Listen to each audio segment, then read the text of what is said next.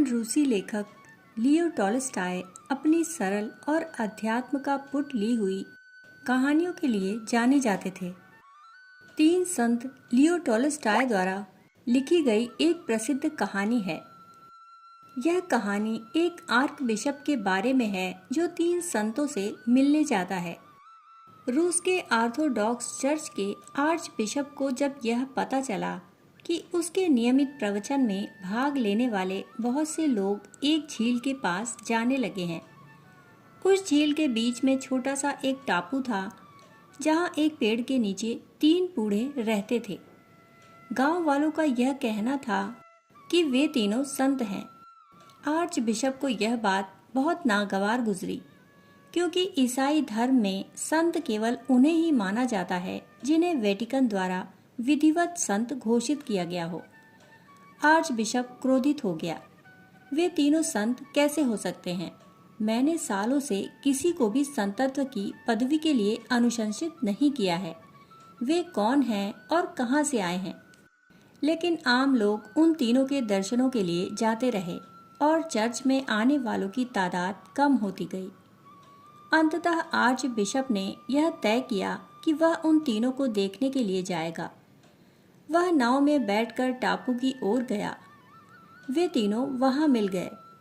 वे बेहद ही साधारण, अनपढ़ और निष्कपट देहातियों जैसे थे। दूसरी ओर आर्च बिशप बहुत ही शक्तिशाली व्यक्ति था। रूस के जार के बाद उस क्षेत्र का सबसे महत्वपूर्ण व्यक्ति था। वह उन तीनों को देखकर खींच उठा। तुम्हें संत किसने बनाया? उसने पूछा। वे तीनों एक दूसरे का मुंह ताकने लगे। उनमें से एक ने कहा, किसी ने नहीं। हम लोग खुद को संत नहीं मानते। हम तो केवल साधारण मनुष्य हैं। तो फिर तुम लोगों को देखने के लिए इतने सारे लोग क्यों आ रहे हैं? वे बोले, यह तो आप उन्हीं से पूछिए। क्या तुम लोगों को चर्च की आधिकारिक प्रार्थना आती है? आर्च बिशप ने पूछा। नहीं, हम तो अनपढ़ हैं और वह प्रार्थना बहुत लंबी है, हम उसे याद नहीं कर सके। तो फिर तुम लोग कौन सी प्रार्थना पढ़ते हो? उन तीनों ने एक दूसरे की ओर देखा। तुम बता दो, एक ने कहा। तुम ही बता दो, वे आपस में कहते रहे। आर्च बिशप यह सब देख सुनकर अपना आपा खो बैठा। इन लोगों को प्रार्थना करना भी नहीं आता, कैसे संत हैं ये? उसने मन में सोचा। वह बोला, तुम लोगों में से कोई भी बता सकता है, जल्दी बताओ। वे बोले, दरअसल हम आपके सामने बहुत ही साधारण व्यक्ति हैं।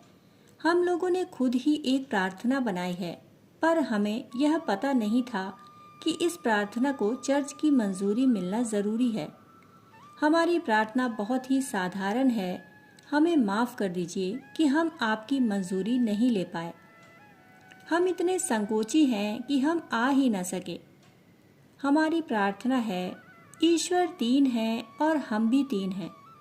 इसलिए हम प्रार्थना करते हैं, तुम तीन हो और हम तीन हैं, हम पर दया करो।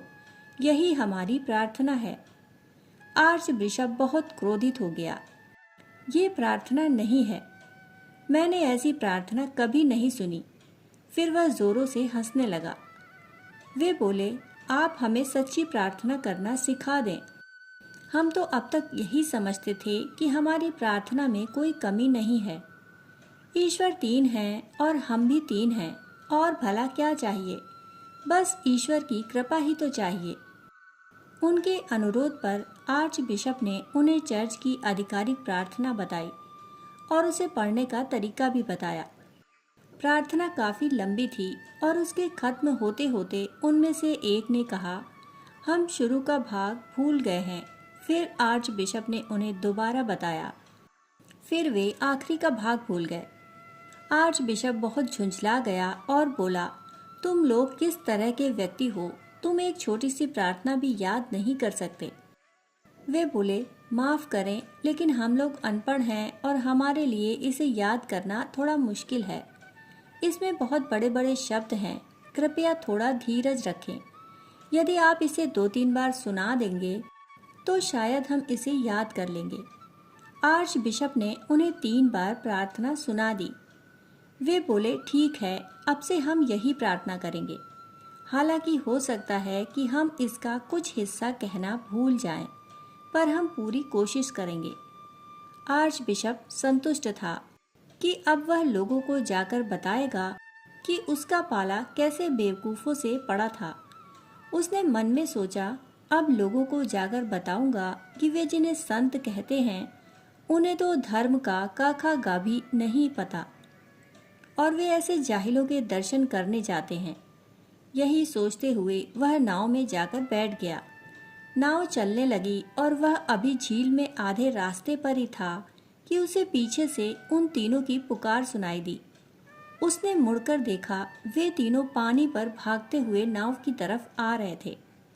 उसे अपनी आंखों पर यकीन नहीं हुआ। वे लोग पानी पर भागते हुए आए और नाव के पास पानी में खड़े हुए बोले, माफ़ कीजिए, हमने आपको कष्ट दिया।